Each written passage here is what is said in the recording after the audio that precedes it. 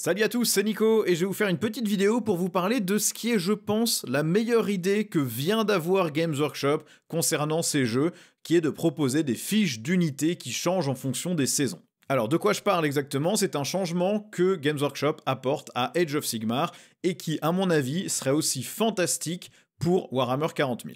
C'est le concept de règles d'unité et de règles d'armée qui changent en fonction de saison.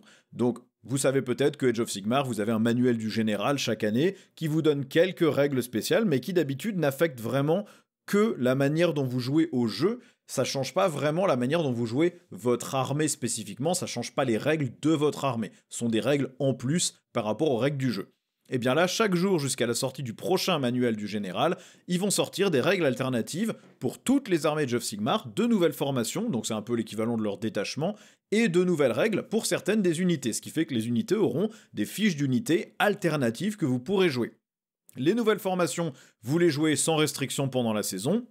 Et pour les unités qui ont une nouvelle fiche, vous choisissez soit de jouer l'ancienne version qui est dans votre tome de bataille ou dans votre index, soit vous choisissez de jouer la nouvelle version avec son nouveau coup en points et ses nouvelles règles durant la durée de la saison.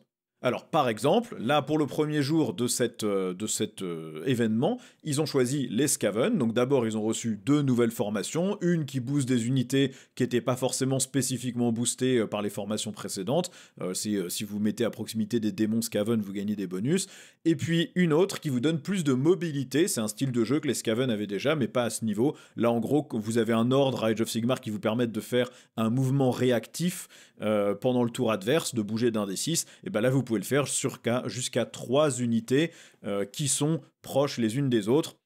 C'est similaire un peu ça au détachement bonus qu'on a eu à 40 000, hein, les détachements qu'on a eu à Grotmas ou les détachements que Games Workshop rajoute avec chaque data slate, mais évidemment comme ces détachements sont beaucoup moins denses à Age of Sigmar, il y a moins de chances de casser le jeu, bien que pour moi le redéploiement de 3 unités d'un des 6 c'est ultra fort à Age of Sigmar, mais comme c'est que sur des unités à 13 pouces de celles que vous avez ciblées, entièrement à 13 pouces, bon ça se discute.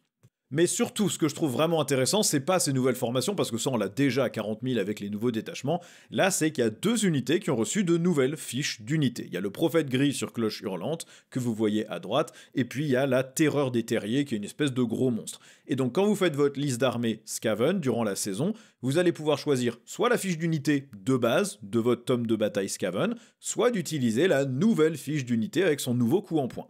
Donc par exemple, si on regarde le prophète gris, il a les mêmes statistiques, les mêmes profils de combat, mais ses aptitudes sont différentes et le coup en points est différent. Il coûte moins cher par rapport à la version qui est dans le tome de bataille.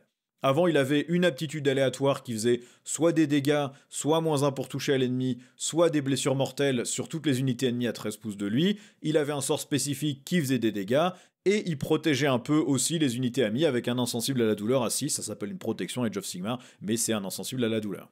Et donc, à la place de cette fiche d'unité précédente, vous pouvez jouer la nouvelle pour la saison. Vous choisissez, soit l'ancienne, soit la nouvelle, pour 40 points de moins, au lieu d'avoir un truc qui faisait plutôt des blessures mortelles autour de vous, bah là vous avez une aura qui fait -1 pour toucher aux unités ennemies qui tapent des Skaven qui sont autour de votre cloche, soit +2 au mouvement des unités amies qui sont à 13 pouces de votre cloche, et ça change en fonction des tours pairs ou des tours impairs. Vous avez aussi un sort qui vous permet d'utiliser la figurine comme un décor de faction. Les Skaven, ils ont un décor qui est une espèce de trou de rat d'où vous pouvez sortir et vous téléporter en gros d'un trou de rat à un autre dans votre phase de mouvement. Et ben là, vous pouvez jouer votre cloche comme un trou de rat, donc les unités amies pourront se téléporter à côté. Et puis il a une aptitude qui soigne en plus les unités à portée. Donc en gros, ça transforme votre prophète gris sur cloche hurlante d'une pièce qui était plutôt axée dégâts et un peu debuff de l'ennemi.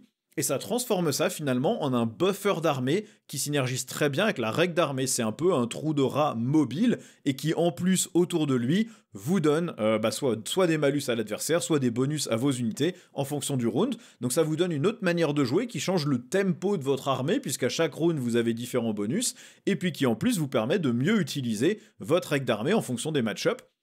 Pour la terreur des terriers, qui est l'autre unité qui a une autre fiche d'unité, l'unité coûte 20 points de moins, et au lieu de débuffer l'ennemi autour d'elle, elle se débuffe elle-même d'une attaque, mais à la place, elle buffe les unités amies autour d'elle, donc ça change le rôle en fait de chacune des unités.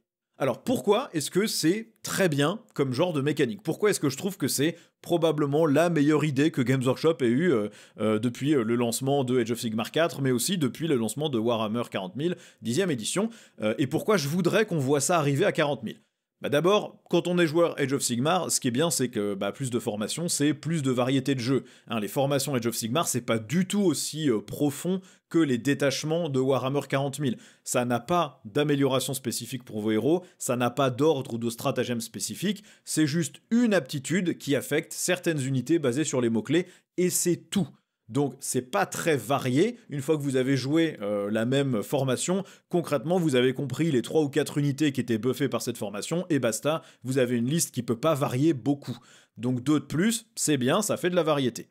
À 40 000, ça c'est pas vraiment un souci. On a déjà des détachements qui sont très riches en termes de variété de jeu entre les détachements, mais aussi au sein d'un même détachement. Il n'y a pas qu'une seule liste qui marche par détachement, vous pouvez avoir 3, 4, 5 listes différentes en fonction des armées qui fonctionnent bien pour chacun des détachements. Et puis on a déjà des nouveaux détachements réguliers, on en a eu plein pour Noël, et on en a eu là de nouveau avec la data slate, et chaque nouvelle data slate apportera de nouveaux détachements pour les armées qui ont déjà leur codex. Donc on n'est pas en manque de détachements à 40 000, c'est pas ça que je trouve intéressant. Ce que je trouve intéressant, c'est les changements d'unité. Je trouve que c'est vraiment une idée fantastique parce que ça a plusieurs gros avantages pour redonner du fun dans le jeu. D'abord, des unités qui étaient considérées comme vraiment nulles et qui étaient vraiment pas jouées peuvent devenir intéressantes. Vous leur changez leurs règles et leurs aptitudes, soudainement, il y a peut-être un autre potentiel de jeu autour de ça. D'autant plus que si vous trouviez quand même que la variante de l'unité que tout le monde trouvait nulle, si vous la trouviez bien, vous pouvez continuer à jouer avec ces règles précédentes. Ces nouvelles règles n'effacent pas les précédentes, elles sont en plus et vous choisissez pour chaque unité si vous voulez sa nouvelle version ou son ancienne version. Donc imaginons une unité vraiment pourrie dans votre codex que vous jouez jamais, je sais pas, un volant par exemple, un Eldrake qui en général est considéré comme pas terrible. Si demain il a une nouvelle règle qui le rend plus intéressant ou qui lui permet, je sais pas, de faire des actions ou de prendre des objectifs, soudainement, il devient peut-être jouable et vous avez envie de le jouer alors que vous l'aviez jamais joué depuis le début de l'édition. Ça, c'est bien. On pourrait penser qu'il faudrait mieux que Games Workshop fasse des fiches d'unité qui soient pas complètement pourries de base, mais comme ça va continuer à arriver en fonction de ce que Games Workshop a envie de vendre, à minima, ça leur permet de redonner un peu de lustre à certaines unités qui n'étaient pas jouées du tout. Ensuite, ça ouvre de nouveaux combos. Si vous avez les règles d'un personnage qui change, comme on a vu là le prophète gris sur sa cloche hurlante, pardon, comme on a vu avec ce personnage-là, un personnage qui faisait des dégâts peut devenir un buffer. Ou un personnage qui était un buffer d'unité mais qui faisait pas grand-chose peut soudainement avoir une aptitude qui augmente carrément ses dégâts à lui, mais du coup vous avez plutôt envie de le jouer avec une autre unité, il peut accompagner une autre unité. Par exemple, en Space Marine, si on avait un Judicar qui donne le combat en premier, vous le mettiez forcément toujours dans des unités qui avaient vraiment un gros potentiel de dégâts. Si demain, à la place de faire ça, ça donne un buff qui fait, je sais pas, -1 pour être touché dans un rayon de 12 pouces de lui, ou qui donne agent solitaire à 18 pouces, vous le mettez probablement, ou agent solitaire tout court à l'unité qui le rejoint, soudainement, vous le mettez peut-être pas dans le même pack et vous le jouez peut-être pas de la même manière. Si en Drukhari, votre archonte qui vous donne la relance des blessures quand vous utilisez un point de souffrance, finalement ne donne plus la relance des blessures, mais à la place vous donne, je sais pas, plus 4 pouces de mouvement à l'unité qui l'accompagne, ça vous donne peut-être envie d'aller jouer le détachement qui est pas le détachement dans les bateaux, et de le mettre sur une autre unité qui a besoin d'aller vite pour prendre des objectifs, par exemple. Tout ça, ça permet d'apporter de la variété et de changer le rôle de certains personnages et unités, et donc de changer les combos. Cumulé avec le système de détachement de Warhammer 40 000, ça donne potentiellement beaucoup de variété au jeu, même si on change que 1 ou 2 fiches d'unité, parce que ça permet de changer les unités dans lesquelles on met ces personnages, par exemple, et donc de redonner du jeu à des unités qu'on voyait jamais. Et puis même une unité qui était tout le temps jouée actuellement et qu'on voyait tout le temps, elle peut changer de règle, vous continuez à la jouer parce qu'elle est toujours bien, mais vous la jouez différemment. Et donc même si votre liste change pas complètement, la manière dont vous jouez votre liste, elle peut changer, et ça je trouve ça super. Au global, c'est juste un changement qui enrichit toute la création de liste. Ça permet de ressortir des unités que vous jouiez jamais, ça peut suffire à rendre un détachement qui était mauvais beaucoup plus jouable. Par exemple, en orc, le pire détachement du codex, c'est le détachement culte de la vitesse.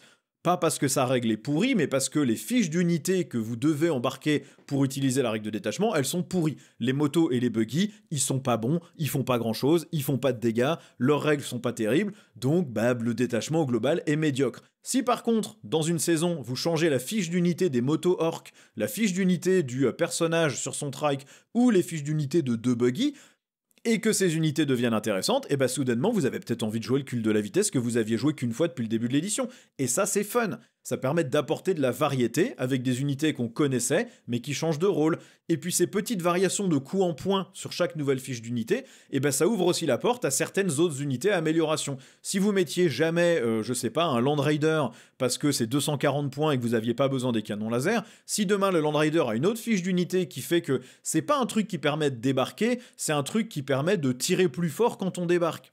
Et peut-être que là vous avez envie d'emmener un Land Raider et d'emmener une unité qui est plus forte au tir, et du coup d'avoir, je sais pas, la relance des blessures quand on débarque. Ça vous donne envie de le jouer d'une autre manière. Et en plus, c'est entièrement optionnel, donc si vous préférez l'ancienne fiche d'unité, vous continuez à jouer ça. Si vous préférez la nouvelle, vous pouvez jouer la nouvelle. Faut juste que toutes les unités que vous prenez, si vous prenez par exemple 2 Land Raiders, vous devez utiliser pour les 2 la nouvelle fiche d'unité. Vous pouvez pas cumuler l'ancienne et la nouvelle au sein de la même liste. Alors évidemment, on peut voir aussi des problèmes dans tout ça. D'abord un problème d'équilibrage, puisque vous faites de nouvelles fiches d'unité, donc de nouvelles chances de casser le jeu ou son équilibrage. Je pense pas que ça soit le cas. D'abord, ces unités alternatives n'ont pas le même coût en points que les fiches d'unité originelles. Donc elles peuvent être équilibrables indépendamment de l'unité. Si par exemple, vous avez 5 Terminator Deathwatch à 190 points, si demain ils ont une nouvelle fiche d'unité, elle n'est pas obligée de coûter 190 points, donc on n'est pas obligé de lui créer des règles qui valent 190 points. On peut dire demain elle coûte 220, mais elle a des règles beaucoup plus fortes. Ou elle coûte 170, mais elle est un peu moins forte, mais du coup vous avez peut-être envie d'en jouer plusieurs. Ensuite, Games Workshop, faut le dire, concrètement, dernièrement ils ont fait plutôt du bon boulot. Tout n'est pas parfait, mais le jeu n'a jamais été aussi équilibré dernièrement. Il y a eu quelques trucs qui ont un peu cassé certaines stats, 1 ou 2 détachements de Noël, le plus 2 d'Aka, le détachement Necron Star Shatter qui était un peu pété. Ok, il y a eu quelques trucs un peu forts. Clairement, dans les derniers codex, il y a 1 ou 2 trucs qui sont pas assez chers en points, mais globalement, le jeu reste bien plus équilibré. On n'est pas du tout dans le codex creep qu'on a pu avoir dans les éditions précédentes, où chaque codex est ultra fort et démolit le reste des armées. Même s'il y a certaines réactions négatives, par exemple au codex Deathguard ou au codex Eldar, quand on regarde les stats, le codex Eldar il surperforme pas du tout, et le codex Deathguard, je serais étonné qu'il se mette à tout exploser à 66% de taux de victoire. Donc on n'est plus dans cette mécanique-là. Donc Games Workshop sait à peu près équilibrer de nouvelles choses, donc je pense pas que ça soit un vrai problème. Et puis comme de toute façon, ça ne remplace pas les anciennes fiches d'unité, si vous êtes d'accord avec votre adversaire pour dire que la nouvelle fiche d'unité elle pète tout le jeu et que c'est inacceptable, vous vous mettez d'accord pour pas l'utiliser. Et puis voilà, et ça règle le problème, ça reste un jeu où on joue avec des adversaires, si normalement votre adversaire est pas un gros saligo, il va être d'accord pour ne pas utiliser les trucs où tout le monde dit que c'est complètement pété, c'est pas un problème. Ensuite, on a le problème de la saisonnalité.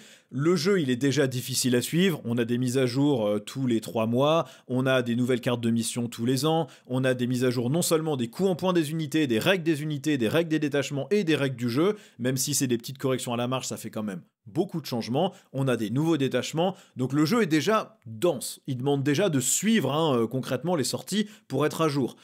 Maintenant, je pense pas qu'avoir des règles d'unité saisonnières vraiment créerait un problème.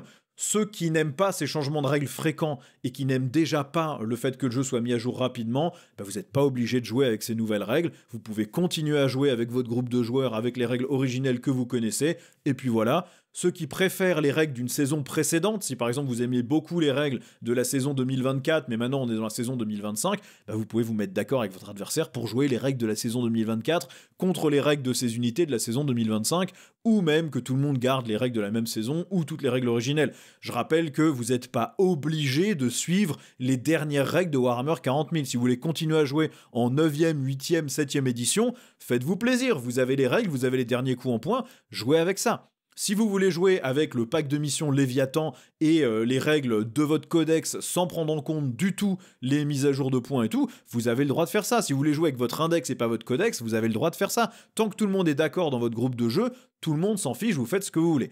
Et puis pour les compétiteurs, bah c'est pas du tout un problème, puisqu'ils sont déjà habitués à suivre des changements de règles. Ces changements de règles-là, c'est que du bonus, donc c'est pas vraiment compliqué. Vous avez le choix, soit vous suivez, soit vous ignorez, mais ça crée pas de problème pour moi, tant que votre groupe de joueurs est sur la même longueur d'onde, c'est pas un souci. Et puis surtout, je pense qu'à Warhammer 40 000, ça serait une super addition parce que ça se cumule très bien avec les packs de missions qu'on a à chaque saison. On a commencé avec Léviathan, on a eu Paria Nexus, on va avoir le Chapter Approved dans quelques mois qui va encore changer les missions secondaires. Et donc, ces fiches d'unités additionnelles, elles vont évidemment être alignées avec ce pack de missions. Donc si vous avez un nouveau pack de missions qui oriente plutôt le jeu sur des actions ou du positionnement sur la table, et les fiches d'unités alternatives peuvent rendre une unité qui était très létale, beaucoup moins létale, mais à la place lui donner plus de mobilité, ou lui donner une règle spéciale qui lui permet de faire des actions quand elle a avancé, par exemple une règle qui n'existe pas dans le jeu, mais qui pourrait apparaître dans ces fiches d'unités alternatives. Si le pack de secondaire est axé létalité ou destruction des unités ennemies, alors vous pouvez remplacer des unités qui étaient déjà pas très efficaces en termes de létalité et leur donner à la place des armes qui cognent beaucoup plus fort, mais elles perdent leurs règles spéciales qui les rendaient plus mobiles ou qui débuffaient certaines choses. Si les missions sont axées sur le fait de reprendre des objectifs à l'adversaire, vous pouvez avoir des variantes d'unités qui gagnent plus d'OC, ou des personnages qui changent de règles et qui donnent plus d'OC, ou qui réduisent l'OC ennemi. Tout ça, ça se synergise super bien, et même en changeant que 2 ou 3 fiches d'unités par armée, ça suffit à changer les combos, à changer la manière dont on construit ses listes, ça a de l'impact sur plusieurs détachements, et ça apporte tout de suite beaucoup de fraîcheur et beaucoup de variété. Je dirais même qu'en changeant 2 unités par armée, on apporte beaucoup plus de variété dans 40 000 que ce qu'on en apporte dans Age of Sigmar, parce que vous avez tellement plus de synergie potentielle que en fait, la variété elle est décuplée. Donc voilà en tout cas pourquoi je pense que ces règles sont vraiment intéressantes pour Age of Sigmar, mais qu'elles seraient aussi fantastiques pour Warhammer 40 000. J'aimerais beaucoup voir ces mécanismes de saison arriver à 40K. Et puis j'en profite aussi pour vous dire que comme tous les autres créateurs de contenu francophones, j'ai maintenant un partenariat avec My Hobby Place, qui est un site que vous connaissez peut-être. C'est un revendeur de produits Games Workshop, mais pas que, sur lesquels vous pouvez faire vos courses. C'est moins cher que sur le site de Games Workshop, vous avez moins 15 à moins 20% en fonction des produits sur ce que vous achetez là-bas. Et puis si vous utilisez le lien qui est là ou qui sera dans la description, ou que vous sélectionnez juste la chaîne quand vous validez votre commande, vous allez me reverser une petite partie, ça vous coûte pas plus cher, c'est juste qu'une partie des sous qui allaient à My Hobby Place vont à la place dans ma poche, une petite partie, ce qui fait que vous soutenez la chaîne sans avoir besoin de faire quoi que ce soit d'autre, juste en achetant les produits que vous auriez achetés de toute façon pour faire grandir votre armée. Si vous utilisez Adblock et que vous bloquez les pubs sur mes vidéos, sachez que même en achetant un truc par mois, ça compensera très largement et ça me fera gagner beaucoup plus de fric que si vous avez regardé 5 vidéos, 5 pubs par vidéo. Donc surtout, n'hésitez pas. Mais voilà, bon, vous savez comment ça marche, quasiment tous les créateurs francophones ont le même partenariat avec le même distributeur. Je vous embête pas plus que ça. Bon, et comme d'habitude, dites-moi dans les commentaires ce que vous pensez de ces règles de saison. Vous pensez que c'est une bonne idée, une mauvaise idée? Vous pensez que ça serait bien d'avoir ça à Warhammer 40 000 ou qu'on n'a vraiment pas besoin de ça? Dites-moi ce que vous en pensez. Moi, je suis super enthousiaste. J'aimerais beaucoup que Games Workshop le fasse pour 40 000. Ça apporterait vraiment plus de variété. Ça redonnerait du fun à certaines unités, soit qu'on voit tout le temps dans le même rôle, soit qu'on voit jamais. Je trouve que c'est cool. Mais évidemment, c'est soumis à discussion et les commentaires sont là pour ça. Bon, vous avez toujours les petits boutons comme d'hab YouTube. Vous cliquez dessus, vous savez à quoi ça sert. Et je vous dis à la prochaine pour une nouvelle vidéo. Ciao!